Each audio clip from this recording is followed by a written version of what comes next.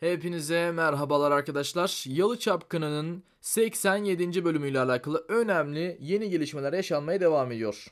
Şimdi ayrıntıları aktaracağım. Setten gelen görüntüler de var tabii ki. Abone olmayı ve aynı zamanda videoyu beğenmeyi unutmayınız. Bu videoya en az 200 beğeni bekliyoruz.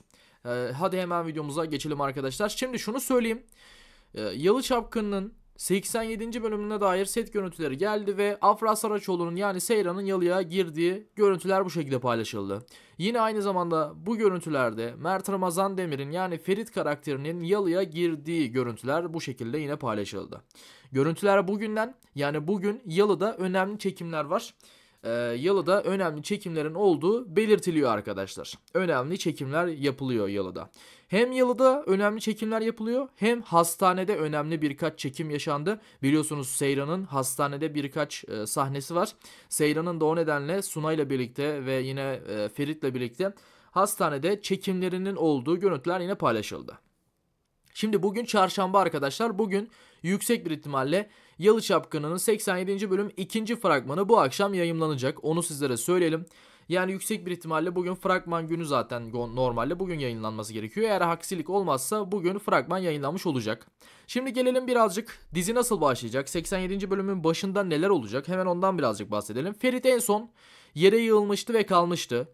Muhtemelen Ferit o sahnede ya bayıldı olarak gösterilecek ya da Ferit o anda alınıp hastaneye götürülecek ama herhangi bir şey çıkmayacak. Yani Ferit için herhangi bir sorun olmayacak hastalıkla ilgili. Ya hastaneye muhtemelen kaldırılacak Ferit ve orada tekrardan sağlığına zaten kavuşmuş olacak ve hastaneden çıkıp tekrardan devam edecekler. Ama Seyran Halis Ağa'ya ipotek durumunu söyleyemeyecek arkadaşlar. Yani ipotek durumunu Halis Ağa öğrenmeyecek. Şimdi birazcık bir süre şirketle alakalı sorunlar çok fazla yaşanmayacak. Ya tabii ki şirketle alakalı sorunlar yaşansa da şu an en büyük sorunlardan biri Seyran'ın hamile kalamayacağı olacak. Çünkü şu an en büyük aslında sıkıntılardan biri dizide Seyran ve Ferit'in birlikte olmasıyla birlikte hani tekrardan artık evlenecek ve çocuklarının olacağını düşünerekten Seyran'ın hamile kalamayacağını şoku şu an diziyi ciddi anlamda karıştıracak. Yani dizi bir süre birazcık Seyran ve Ferit'in aşkı ve bu çocuk konusuyla ilerleyecek ama şirketle alakalı tabii ki ufak tefek sorunlar yaşansa da ilerleyen birkaç bölüm sonra ciddi anlamda şirketle alakalı büyük bir sorun yaşanacak. İşte o büyük sorun evin yani Yalı'nın ipotek verilmesine sebep olabilecek duruma gelecek arkadaşlar. Tabii ki Yalı ipotek edilmeyecek ama o duruma kadar gelecek ve Yalı'nın ipotek ettirilmesi dahi konuşulacak, gündeme gelecek ve bunların hepsini gören, duyan Halisa muhtemelen sağlık sorunu olarak ciddi anlamda sıkıntı çekecek ve kalp krizi dahi dizi içerisinde geçirebilir. Yani ilerleyen bölümlerde bunu göreceğiz zaten. Halis Ağa'nın da zaten sağlığının kötü gittiğine yine ilerleyen bölümlerde çok rahat göreceğiz ve ardından da Halis Ağa diziden çıkabilir o nedenle, onu da söyleyelim. Ama tabii ki Halis Adiz'den çıkmadan önce ciddi anlamda sıkıntılar yaşanacak. Yalı ile alakalı özellikle ipotek durumuyla alakalı ipotek muhtemelen ettirilecek arkadaşlar. Hani ipotek ettirilebilir, yani o duruma gelecek, ipotek ettirme durumuna gelecek ama tabii ki Yalı biliyorsunuz Sunan'ın üstüne. O nedenle ipotek ettirilmeyecek ve son anda bazı şeyler iyi gidecek ve büyük hanıma o para ödenecek arkadaşlar ama yani şirketle alakalı her şey iyi gitse de şimdi Abidin ile Büyük Hanım muhtemelen konuşacak. Zaten Büyük Hanım Abidin'in annesi. O nedenle muhtemelen bir araya gelecekler ve konuşacaklar. Her şeyi bir araya gelip konuşacaklar. Ve Büyük Hanım Abidin'in içini dolduracak, kötü şeyler söyleyecek ki birazcık da gerçekleri söyleyecek Halis Ağa ve Korhanlarla ilgili.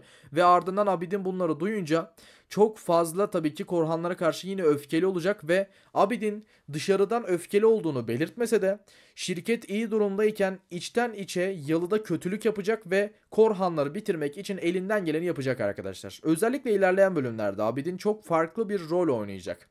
Yani şu anda iyi rolü oynuyor aslında ama ilerleyen bölümlerde de iyi görünüp kötü rol oynayacak Abidin ve Korhanları bitirmek için de elinden geleni dediğim gibi yapacak arkadaşlar. Bir diğer yandan baktığımızda şirket durumuna yine tekrardan gelirsek birazcık şirketten bahsedelim. Çünkü şirket şu anda en önemli konulardan biri aynı zamanda. Seyran'ın hamilelik konusuyla alakalı da sizlere bundan önceki videoda bilgi verdim. İzleyebilirsiniz. Şimdi şirketin konusuna gelirsek arkadaşlar, şirket iyi gidiyor. Yani iyi gitmeye başlayacak, daha doğrusu öyle söyleyeyim size. Bu para bulunduktan sonra yapılan işlerle birlikte karşı taraf anlaşmayı feshetme tarzı bir şeyler yapacak ve şirket o parayı aldığı için de tabii ki sıkıntı yaşayacak vesaire. Bunlar yaşanacak ama ardından Korhanlar yeniden bir alıcı vesaire bulacak ve şirketin durumunu yavaştan iyi hale getirecek ve aldıkları parayı da tekrardan büyük hanıma ödemeye çalışacak. Tabii ki bunu ödemeden önce bazı anlaşmaların bozulmasıyla beraber şirkette ciddi anlamda sıkıntılar olacak ve ipotek durumu gerçekleşebilecek duruma kadar gelecek arkadaşlar dizi içerisinde, ama tabii ki ipotek durumu %90 gerçekleşmeyecek, onu söyleyelim. Yani yalıdan çıkmayacak aslında Korhanlar, onu belirtelim, ama işte her şey iyiye gitse de içeride bazı kötü insanlar olacak. Bu kişilerden biri yüksek bir ihtimalle Abidin olacak arkadaşlar. Veya Abidin annesine inanmayacak, Korhanların yanında duracak. Bu da ikinci bir ihtimal, ama bu ihtimal birazcık daha düşük açıkçası. Yüksek bir ihtimalle Abidin annesine inanacak, yani büyük hanıma inanacak ve onunla birlikte Korhanları bitirmek için elinden geleni yapacak gibi duruyor açıkçası, onu söyleyeyim. Bir diğer yandan aslında Seyran'ın hamilelik konusuna gelirsek, böyle bir şeyin gerçek olmadığını düşünüyoruz ki bu akşamki fragmanda zaten bununla alakalı bir sahne gösterilir.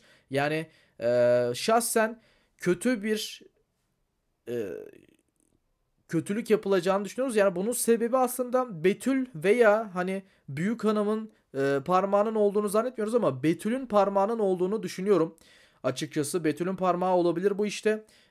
Çünkü geçenlerde aynı şey yaşanmıştı biliyorsunuz. O nedenle hani bu tarz bir oyun olabilir. Yani tam anlamıyla, çünkü Seyran'ın hamile kalamayacağını zannetmiyoruz. Çünkü öyle bir şey olursa dizi tam anlamıyla biter aslında ilerleyen bölümlerde. Dizi yani hiç iyi bir hale gelmez. Tam anlamıyla artık erken final bile yapabilir. O nedenle böyle bir şey olacağını hiç zannetmiyoruz. Bu Seyran'a muhtemelen oynanmış bir oyun gibi duruyor veya karıştırılmış, hani kan tahlillerinin karıştırılmış bir durumu gibi duruyor açıkçası. Yani durumlar onu gösteriyor. Çünkü böyle bir şeyin gerçek olma olasılığı dediğim gibi çok düşük arkadaşlar. Bunu da zaten ilerleyen bölümlerde göreceğiz, ama şimdilik dizi muhtemelen Seyran hamile olmayacak diye devam edecek, ama ilerleyen bölümlerde gerçekler ortaya çıktıktan sonra Seyran'ın hamile olabileceği ortaya da çıkmış olacak. Onu da sizlere belirtmiş olalım. Zaten yeni konularla alakalı bilgiler vereceğiz. Özellikle bu akşam fragman yayınlansın. Fragmanın yayınlanmasıyla birlikte arkadaşlar sizlere de bir fragman analizi tekrardan çekeceğiz. Çok önemli detaylara ve analizlere değineceğiz. Fragmanlarda böyle çok dikkat edilmedik noktalar oluyor. Bizler de sizlere o noktalara ve konuları açıklıyoruz. Sizleri de seviyoruz. Videomuzun sonuna geldik. Düşüncelerinizi yorumlara bekliyoruz. Tabii ki en az 200 beğeni de yine bekliyoruz. Kendinize çok iyi bakın. Sağlıcakla kalın arkadaşlar. Diğer videolarımızda görüşmek üzere.